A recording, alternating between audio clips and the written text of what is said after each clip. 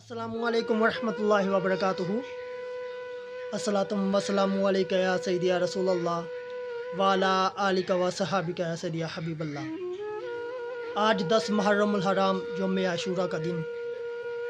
आज मौला हुसैन अलैहिस्सलाम तमाम तर शहादतें अल्लाह रब्बुल इज़्ज़त की बारगाह अक़दस में पेश करने के बाद ख़ुद भी 10 मुहर्रमुल हराम के दिन सुरखरू होकर जाम शहादत नोश फरमा कर अल्लाह रब्बुल इज़्ज़त की बारगाह अक़दस में हाज़िर हो गए।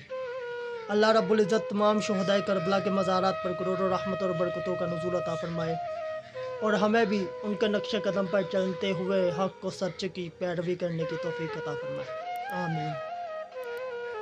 इसी हवाला से यौम आशूरा के हवाला से एक कथा लेकर हाज़िर होने का शर्फ़ हासिल हुआ है, जो शुहदाए करबला अलैहिमुस्सलाम की बारगाह अक़दस में भी तोहफ़तन पेश करता हूँ और आप भी समाअत फ़रमाइए।